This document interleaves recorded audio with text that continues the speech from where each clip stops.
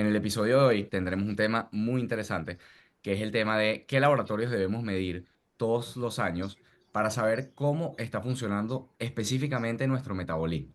Es decir, esa capacidad, ese proceso que tiene nuestro cuerpo de ingerir energía o ingerir alimentos y convertirlos en energía, que es básicamente a lo que nos dedicamos en Sin Pastillas, a diagnosticar enfermedades o problemas metabólicos y resolverlos con la alimentación. Te voy a dar, Leire, la palabra para que nos introduzcas el tema del día de hoy entonces. Bueno, como estabas diciendo, hoy vamos a hablar de esos valores que para nosotros, desde el punto de vista de cómo funciona tu cuerpo a nivel del metabolismo, que es importante medirnos en un laboratorio, porque, bueno, todos o muchísimas de las personas que nos están escuchando probablemente se hayan o chequeado valores el año pasado o para empezar este nuevo año van a ir a medirse, van a ir al laboratorio, a sacarse la sangre, a hacerse su chequeo anual. Entonces, ¿qué nos medimos normalmente? Bueno, nos medimos el colesterol, los triglicéridos, creatinina, la glucosa, nos medimos muchísimos valores, el perfil 20, todos esos valores que vamos al laboratorio nos miden.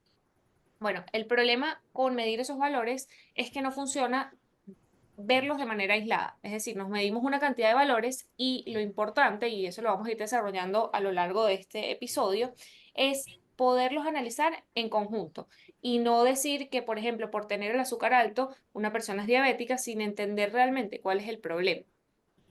Obviamente nos puede dar un indicador, o sea, de que algún valor esté elevado, nos puede decir que algo no está funcionando como debería. Por ejemplo, todos hemos escuchado que tener el colesterol alto, entre comillas, porque ya hemos hablado muchísimo de que el colesterol realmente no es el problema y tener el colesterol por encima de 200 tampoco se asocia a tener un problema cardiovascular, eso no constituye en sí un diagnóstico. Es decir, realmente tener el colesterol alto no es una enfermedad y por ende no hay que tratar eso. Hay que analizar por qué ese colesterol está por encima de 200 y qué significa tenerlo por encima de 200. Porque hablando un poquito más de colesterol, que sé que es un tema que nos llama muchísimo la atención, recibimos muchas preguntas a diario de esto. Bueno, cuando medimos ese colesterol, simplemente estamos midiendo cuántas son las partículas que en ese momento están viajando a través de la sangre, aparte nos están transportando nutrientes, es decir, no es algo para nada negativo. Em, y no existe realmente ninguna enfermedad que esté ocasionada por esos niveles elevados, entre comillas, ni los infartos, que es con lo que más los asociamos, porque asociamos tener el colesterol por encima de 200 con que nos va a dar un infarto. No funciona así. Tampoco, como lo venía diciendo, la glucosa no funciona para diagnosticar simplemente la diabetes. Entonces, ahorita voy a extenderme un poco más en ese tema, pero cuando tenemos la glucosa bajo control, es decir, cuando vamos y nos dicen que la glucosa en ayuno está por debajo de 100, de 110, porque hay laboratorios que van subiendo un poco ese rango y nos dicen que está bien si tenemos una glucosa en ayuno de 107, realmente no significa que todo esté funcionando bien. Y acá viene un tema súper interesante que es el tema de la insulina. Porque cuando vamos al médico, nos hacemos los exámenes anuales, ahorita que es enero, y vemos que todo está aparentemente bien, puede que eso esté funcionando bien porque tenemos la insulina elevada. Y esa es una de las cosas que siempre recomendamos, medir la insulina, no de manera aislada, como empecé diciendo, hay que analizarlo en el contexto porque muy probablemente, porque es lo que ocasiona muchas de las enfermedades que nos dedicamos a tratar día a día, como la diabetes, el sobrepeso, la obesidad, es que cuando esa glucosa aparentemente está controlada, después de comer en ayuno, probablemente sea a costa de que tienes la insulina muy alta, que es lo que se caracteriza el proceso de resistencia a la insulina. Entonces, aquí me quiero detener un poquito a hablar de esos dos valores, porque la glucosa probablemente la hayan escuchado muchas veces. Es parte sí o sí de esos exámenes que se hacen. Glucosa, glicemia, siempre van a ver ese valor. Pero el otro valor que nosotros insistimos en medir es la insulina y son valores totalmente diferentes. No los podemos, no es que uno reemplaza al otro y es lo mismo, no. La glucosa es un valor y la insulina es otro valor. Son dos valores diferentes y les quiero explicar por qué es tan importante medir los dos. Porque hay veces que nos referimos a la glicemia como insulina y no es lo mismo y es importante analizar los dos en conjunto. Entonces, bueno, como les venía diciendo, la insulina no es igual a la glucosa, son fuerzas opuestas. De hecho, la glucosa es eso que o produce nuestro hígado, porque nuestro hígado tiene la capacidad de producirlo, o es el resultado de lo que comemos. Entonces, si nos comemos algo que al metabolizarlo da glucosa, va a aumentar esa glucosa en sangre. Es decir, que cuando nos midamos o con el glucómetro, que es este aparatico que los diabéticos usan, que no tienes por qué ser diabético para usarlo, pero es lo que más comúnmente vemos, o te mides en un examen de sangre, se te va a aumentar ese valor como consecuencia de lo que estás comiendo. Porque cada vez que comemos, por ejemplo, vamos a poner un ejemplo que es súper común, la arepa, cuando nos desayunamos una arepa, eso se convierte en diferentes cosas, incluyendo la glucosa. Entonces, esa glucosa no es lo mismo que la insulina. La insulina es la hormona que tiene la fuerza, tiene el efecto contrario a esa glucosa y que le permite al cuerpo utilizar esa glucosa. Entonces sería algo como que esa insulina es la llave para permitirle a esa glucosa, que es la energía, entrar a cada célula y que la utilice. Entonces son valores diferentes y son fuerzas opuestas. Es decir, que lo que más comúnmente vemos en personas que son resistentes a la insulina y que eso da pie a enfermedades como diabetes, obesidad, sobrepeso, es que tienen una insulina alta para compensar esos niveles altos de glicemia. Entonces, si estamos todo el día bombardeando el cuerpo con alimentos que aumentan el azúcar en sangre, vamos a tener todo el día al páncreas, que es ese órgano que produce la insulina, produciendo mucha insulina para contrarrestar ese efecto, porque funcionan, bueno, como se los vengo diciendo, son fuerzas opuestas. Si hay mucha glucosa, necesito más insulina para que mi cuerpo la pueda utilizar. Ahora, eso suena muy bien y es un proceso totalmente normal. Sin embargo, ese estado de hiperinsulinemia, que lo podemos medir, esa es la invitación, que incluyan como otro valor importante, porque no lo podemos analizar de manera aislada, que lo incluyamos en esos exámenes de sangre, es que cuando esa insulina está alta, que es un estado de hiperinsulinemia, cuando hay mucha insulina en el cuerpo, eso da pie a enfermedades, a muchísimas de las enfermedades crónicas modernas, que son enfermedades básicamente alimentarias, es decir, producto de lo que comemos a diario. Esa insulina elevada lo que da pie es a un estado de inflamación y a un estado anabólico, que en pocas palabras hace que todo crezca. Es decir, que nuestro cuerpo empiece a acumular grasa, que esas células de grasa que son los adipocitos empiecen a crecer y no se puedan dividir, sino que crecen, crecen, crecen y eso aumenta la inflamación, hace que retengamos líquido, por ende hace que en nuestro cuerpo haya más volumen de sangre, mayor volumen de sangre que nuestro corazón tiene que impulsar, tiene que bombear. Por ende, eso se asocia también a la hipertensión y también se asocia, obviamente, a la diabetes tipo 2. Porque, bueno, si siguieron esta explicación, entenderán que la resistencia a la insulina, es decir, niveles elevados de insulina en sangre, llevan a que en algún punto ya esa liga se rompe, lo hemos explicado muchas veces así. Básicamente ese equilibrio que tiene que haber entre la glucosa y la insulina deja de existir y la glucosa se sale fuera de control. ¿Por qué? Porque la insulina no está haciendo el trabajo que debería, porque a tanta insulina hay mayor resistencia. Esto pasa igual que, por ejemplo, en los alcohólicos. Los alcohólicos van tomando mayor tolerancia y lo que antes les hacía una cerveza, ahorita necesitan tres para llegar a ese mismo nivel. Es decir, crea tolerancia, crea resistencia. Igualito pasa con la insulina. Si estamos todos los días en un estado de hiperinsulinemia, el cuerpo se resiste a esa acción. Entonces, aquí, ¿qué es lo que yo les quería, para darle pie, ahorita le voy a dar la palabra a Oscar, pero ¿qué les quiero explicar con esto? Que la resistencia a la insulina es una enfermedad y es la causa de de muchísimos síntomas que hemos catalogado como enfermedades, pero que realmente son consecuencia de este estado, de este desorden hormonal, porque básicamente la resistencia a la insulina es un desorden hormonal que podemos diagnosticar si incluimos, entre otros valores que María Elisa luego nos va a explicar, si incluimos esta insulina basal como uno de esos valores extra que vamos a incluir en nuestros exámenes de sangre, nos permitirían diagnosticar esa enfermedad que es la resistencia a la insulina. Sabemos que esta enfermedad, como les dije, se caracteriza por un nivel elevado de insulina en sangre. Y lo más interesante, una de las cosas más interesantes es que sabemos que esta insulina se eleva hasta 20 años antes de que el azúcar se eleve. Como recuerdan que les vengo explicando que son fuerzas opuestas, en algún punto se pierde ese equilibrio entre la glucosa y la insulina, y en ese punto es que se eleva la glucosa después de muchos años de hiperinsulinemia. Entonces, ¿qué tal si medimos esa insulina y detectamos que está elevada antes de que ya la glucosa se eleve, cuando ya el cuerpo ha estado 15, 20 años en un estado de hiperinsulinemia, que es un estado básicamente de inflamación. Entonces, medir la insulina, entendiendo que si esta hormona no funciona bien, se asocia a muchísimos problemas metabólicos, nos ayuda a entender de manera global qué está pasando en el cuerpo de cada persona a nivel de su metabolismo. Es decir, un marcador más para analizar. Y no es lo mismo que la glucosa, son valores diferentes, la glucosa y la insulina. Ahora, Oscar, yo creo que sería súper bueno porque antes de darte la palabra, quiero decir una cosa.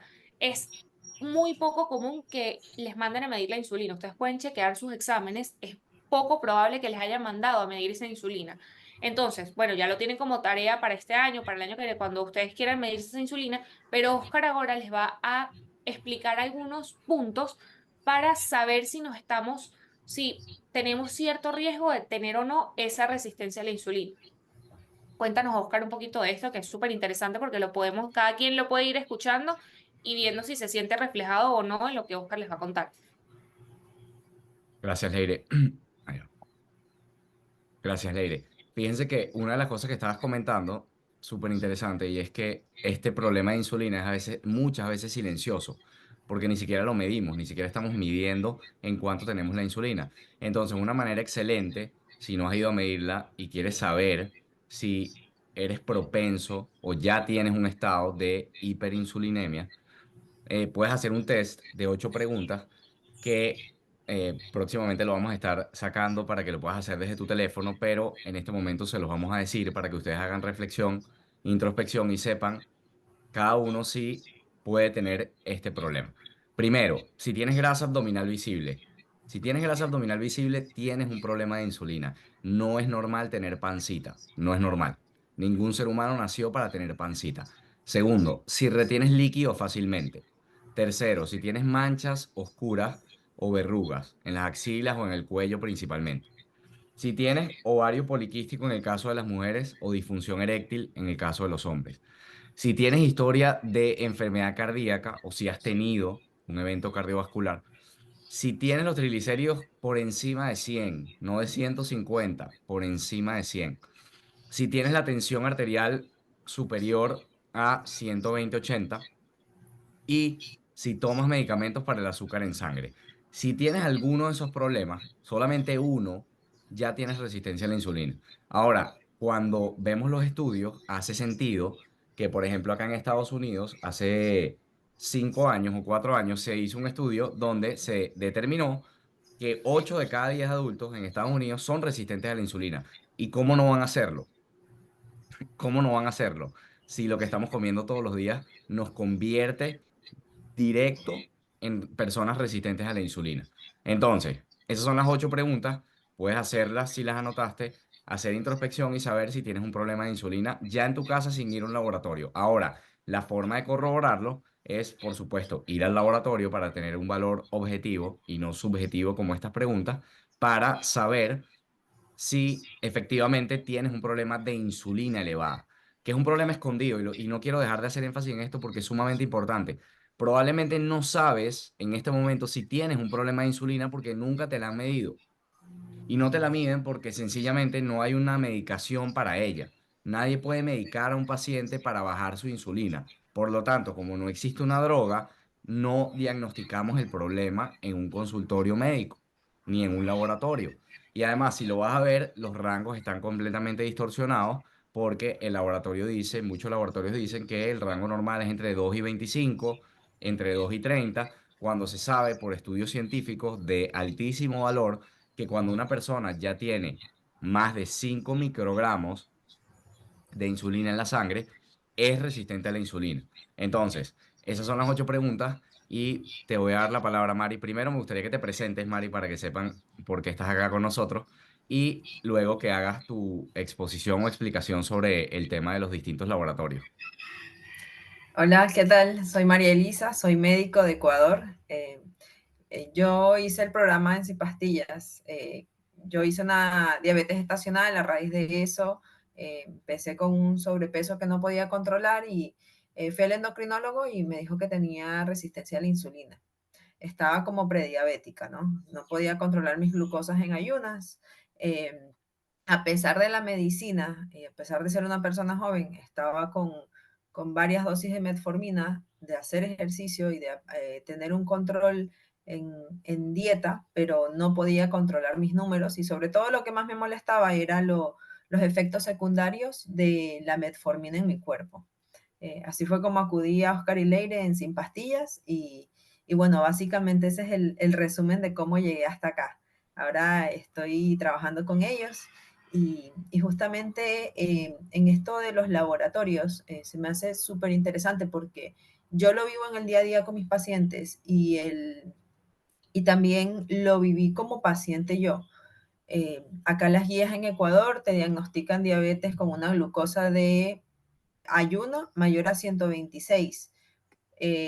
Como que a partir de ahí empieza el problema, pero hay un problema antes, que eso es en lo que se enfoca Sin Pastillas. Entonces, no verlo como, como un número aislado, sino como la consecuencia de algo que está detrás de eso, ¿ok?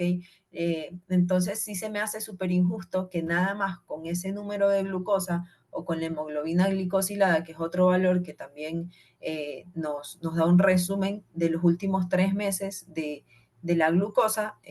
Con eso básicamente te diagnostican la diabetes, pero ya cuando hay la enfermedad instaurada. Entonces, y ahí básicamente lo que se hace nada más es tapar el síntoma, ¿no? Lo fácil es la pastilla, sí se indica el cambio en estilo de vida, pero qué tan realista es para el paciente iniciar este cambio. Entonces, lo que los invitamos prácticamente es a revisar, sí, su glucosa en ayunas, que si está por encima de 100, ya hay algo que no está bien ahí. Eso es algo que tenemos que tener claro. No esperar a que llegue a 126 o a 180 después de comer, para que ahí te digan, sabes que si eres diabético, sino tomar acción antes, ¿no? Estamos muy enfocados también en la prevención. La insulina, que como dice Oscar, no es algo que se pide normalmente en el laboratorio, eh, pero es súper importante. Y aparentemente en los laboratorios nos dan un rango de hasta 20, de hasta 30, dependiendo del laboratorio, pero hay que tener en cuenta que esto es un valor relacionado a la población, pero es un número que queremos tener más controlado, ¿ok? Entre 3 y 5 es lo ideal, porque si está más allá de eso, nos está indicando, sobre todo si es una insulina en ayunas,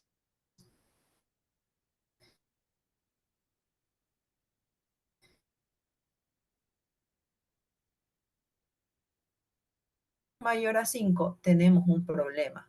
Y el problema va a seguir creciendo. No importa cuánto tiempo estés con, digamos que tienes tu insulina en 5, perdón, en 10, la tienes en 15, la tienes en 20, quizás tu glucosa siga aparentemente controlada y aparentemente siga debajo de 100, pero no significa que no hay un problema. Y tú ya empiezas a verlo, tú ya empiezas con el sobrepeso, estás con inflamación constante, estás con todos los síntomas que justamente los están mencionando acá, que es real, que el paciente lo vive, pero si quizás van al médico y tienen su glucosa en 90, les dicen, no, está todo bien, ándate a tu casa, intenta hacer más ejercicio, intenta comer más saludable, pero ¿qué es? Quizás también ese es el problema, que no tenemos esa respuesta tan clara.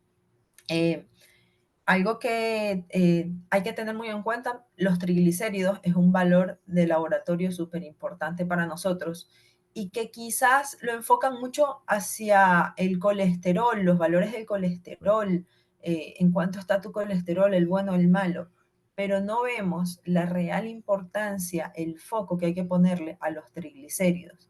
Si tu cuerpo ya superó sus niveles eh, de tener se La me va glucosa sí, la glucosa como almacenada, el glucógeno. almacenada, Ujú. ajá, el glucógeno, ya tu cuerpo llena totalmente sus bodegas, como así decirlo, eh, él va a tratar de transformarlo, lo transforma en triglicéridos y eso va a ser un referente directo a que ya tú no estás controlando bien, ni metabolizando bien lo que estás comiendo, ¿ok? Entonces, es por eso que no hay que regirnos también al valor de 150, sino hay un foco si esto está mayor a 100. Hay un foco bien rojo, una bandera roja que a veces nos negamos a ver. Lo tengo en 120, está bien, toda mi familia lo tiene en un valor así. No, no está bien. Eh, Más bien, como les decía, nos enfocamos mucho en el colesterol, cuando en realidad el colesterol lo produce nuestro cuerpo, lo produce nuestro hígado, forma parte de funciones metabólicas y no satanizamos como deberíamos a los triglicéridos que son quienes también nos avisan. Y más bien a esta relación de triglicéridos HDL, que sería lo que realmente queremos ver, que nos va a indicar que hay un problema de base. Que si dividimos nuestro valor de triglicéridos para nuestro valor de HDL y está mayor a 1, significa que ahí hay un problema ya de resistencia a la insulina, significa que ahí ya no estamos metabolizando bien lo que consumimos, que necesitamos hacer un cambio y no hay que esperar a tener todos los síntomas de la enfermedad o que nos pase algo grave para tomar acción. Y algo que también es súper importante y que también es de los primeros signos que nos empiezan a llamar la atención, nuestro hígado. Nuestro hígado metaboliza todo y él nos avisa que ya se está sobrecargando, subiendo sus enzimas hepáticas. Entonces quizás el laboratorio dice, no, a partir de 30 es normal o a partir de 40 recién empieza a preocuparte. Tenemos que mantenerlos lo más cercano a 20 posible para saber que nuestro hígado está funcionando de una manera óptima y que está cumpliendo su trabajo de manera eficiente. Yo creo que esos serían básicamente los exámenes de cajón que les invitaríamos a que los hagan. Mari, y yo creo que los tres coincidimos en algo, desde diferentes puntos lo hablamos, pero es súper importante tener en cuenta que nosotros no somos números. Es decir, podemos ir al laboratorio, nos pueden decir, el médico de cabecera nos puede decir que todo está bien, podemos ver un rango, porque bueno, a veces los intentamos, uno los quiere analizar en la casa, que dentro de queremos ver los rangos y si todo está aparentemente bien, nos quedamos tranquilos. Pero una de las cosas más importantes es ver cómo está esa persona, cómo te sientes. Y por eso es tan importante la parte subjetiva de la que hablaba Oscar. Y es, bueno, ¿qué está pasando para que yo acumule grasa? Porque acumular grasa no es algo positivo, porque con el pasar de los años pensamos que es normal aumentar 1 o 2 kilos y pensamos que no tiene ninguna implicación, pero ¿qué está pasando por detrás de ese síntoma? También pensamos que retener líquido es normal o que esas manchas que me salieron de repente, porque son procesos que quizás no les prestamos suficiente atención y nos damos cuenta que poco a poco tenemos más verruguitas en el cuello que el año pasado no teníamos, pero vamos al laboratorio y nos dicen que todo está bien. Bueno, esto es un llamado para todas esas personas que quizás no se sienten en su mejor momento a nivel de salud.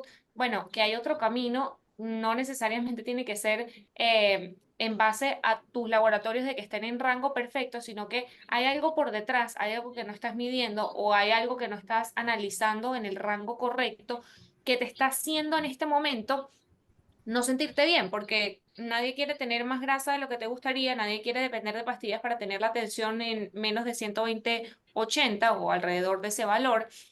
Nadie quiere tener problemas de fertilidad porque lo que hablaba Oscar de la disfunción eréctil y el síndrome de ovario poliquístico son las primeras causas de infertilidad en mujer y en hombre, dependiendo de la condición.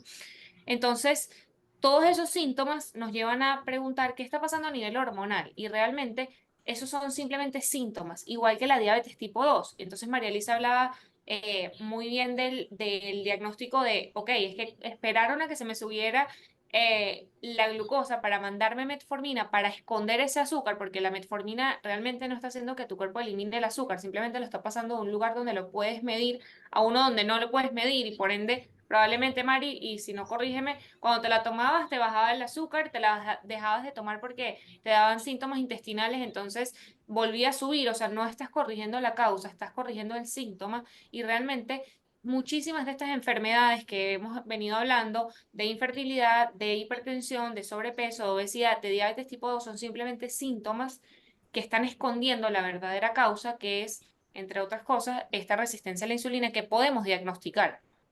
Esa es una de las cosas más importantes. Entonces, no se queden simplemente con que los exámenes están dentro de rango. Primero, cuestiónense esos rangos, eso es lo primero, porque esos rangos están basados en la normalidad de la población y como Oscar dijo, hay estudios súper contundentes. Hay uno reciente del que Oscar comentó de que cada 8 de 10 personas que viven en Estados Unidos son resistentes a la insulina, no tienen salud metabólica y estamos basándonos en esa normalidad de la población para decir que un valor está bien o está mal. Y el problema está ahí, parte del problema está allí en que estamos reaccionando a nivel médico ante el síntoma y nos estamos olvidando de lo que está causando el síntoma. Y lo decimos muchas veces. Ok, me voy a tomar una pastilla para que se me baje el azúcar. O me voy a tomar una pastilla para que se me baje la presión. Pero a ti te explicaron por qué se te sube la presión o por qué se te está subiendo el azúcar. Difícilmente te lo explicaron. Entonces, ¿qué sentido tiene? Por ejemplo, si es lo mismo que tener una infección, olvidarme de la infección y tomarme una pastilla para la fiebre. Realmente no estoy resolviendo el problema. El problema está ahí. Entonces, eso es sin pastillas, básicamente. Es un mensaje de esperanza, es una alternativa, no es médica. Nosotros no damos recomendación médica, a pesar de que tenemos un equipo médico. Lo que estamos tratando de comunicar es un cambio en el estilo de vida, porque todas esas enfermedades crónicas modernas son producto del estilo de vida. Se pusieron de moda cuando los seres humanos hace 70 80 años cambiamos radicalmente nuestro estilo de vida. Nos despegamos del suelo, empezamos a exponernos a las luces artificiales, sin mencionar que es lo más obvio, cambiamos por completo nuestra alimentación, empezamos a demonizar alimentos que hemos consumido toda la vida y sustituirlos por comidas modernas que salen de una máquina y nos seguimos preguntando, wow, ¿y por qué nos enfermamos tanto? Entonces, Ujú. existe un medicamento para bajar de peso. Imagínense que existe un medicamento, para los que no lo saben, y ni voy a decir el nombre por acá, ya deben haberlo escuchado, que hace que te dé asco la comida. O existe una cirugía bariátrica, que al gastroenterólogo no le tiembla el pulso para recomendártela. Ahora, ¿te han hablado de los efectos secundarios de la bariátrica? ¿Te han hablado de los efectos secundarios de tomar la medicina esta para que te dé asco la comida y bajes de peso? ¿Qué tal si cambias como comes? ¿No crees que si cambias como comes no tienes que pasar por la bariátrica ni pasar por esta medicina? Sin efecto secundario. Y además sintiéndote totalmente realizado porque lograste algo contundente por tu salud. Y básicamente ese es el mensaje. En un consultorio o en un laboratorio o en una farmacia no vas a encontrar una solución. Vas a encontrar muchos pañitos calientes, como decimos, que van a darte una sensación de que todo está controlado o aliviado, pero realmente la causa del problema sigue latente y va a seguir trayendo consecuencias. Básicamente ese es nuestro mensaje y queremos por último, ya para cerrar, hacerles una invitación a el programa Sin Pastillas. Para los que no saben, nosotros ofrecemos un programa de 4 semanas que por cierto comienza el próximo corte el 1 de febrero y así todos los meses comienza un nuevo corte del programa y en ese programa lo que vas a aprender es básicamente cómo tienes que vivir, qué cambios tienes que hacer en tu vida, en tu día a día para vivir sin pastillas. Te vamos a capacitar con un programa de transformación profunda para que puedas cambiar no un alimento por otro, sino tu relación en general con la comida. Vas a volver a aprender a alimentarte para que eso pueda traducirse en cambios sostenibles en el tiempo, de hábitos, de adentro, no de afuera. Porque cuando estás haciendo una dieta miserable, donde pasas hambre, o cuando te enseñan a cambiar, a sustituir una harina por otra harina supuestamente saludable, sigues siendo adicto a las harinas. Lo que pasa es que estás cambiando un problema por otro. Pero cuando vives este programa, y así lo confirman más de 2.600 personas que han participado, cuando vives este programa, lo que logras es una transformación desde adentro. Ya no va a importar lo que pase afuera, tú cambiaste adentro y ahora tú controlas todo lo que haces y no el entorno te controla a ti. Así que una de las invitaciones es esa, que revisen nuestro programa en sinpastillas.com y por supuesto sigan viendo nuestros videos, sigan viendo nuestras historias porque seguiremos poniendo información que consideramos es de valor.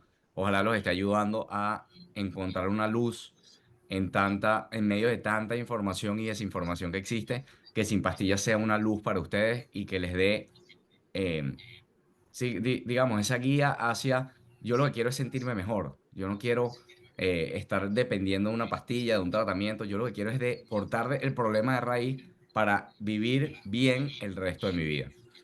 No sé si Leire o Mari quieren despedirse también. Claro, para recapitular, porque nos piden también, para resumir los exámenes que recomendamos, pues básicamente, aparte de la glucosa que siempre va de cajón, la insulina basal, insulina en ayunas, la hemoglobina glicosilada, los triglicéridos, sobre todo, más que el colesterol total, pero sí es importante saber el HDL, dónde está, y las enzimas hepáticas, AST, ALT o TGO, TGP, como lo conozcan en tu país, nos van a dar luces de que necesitas un cambio. Tú ya sientes que necesitas un cambio, te sientes inflamada, sientes que hay malestar y recuerda que si tienes la insulina mayor a 5 hay un problema, si tienes las enzimas hepáticas, el ALT y el AST más de 20 hay un problema y si tienes los triglicéridos mayor a 100 hay un problema. Y ahí tienes la libertad total de buscarnos, seguro te podemos ayudar muchísimo y básicamente eso.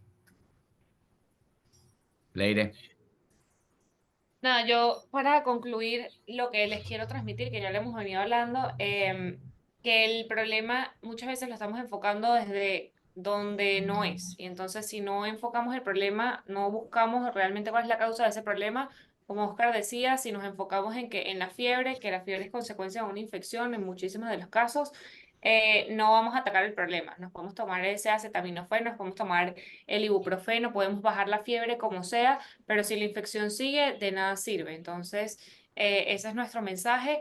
Estamos a la orden. Les repito, Oscar, www.sinpastillas.com, ahí tienen toda la información. Y bueno, el siguiente programa empieza el 1 de febrero, así que los que estén animados y estén preparados para vivir esas 4 semanas, los esperamos porque no se van a arrepentir.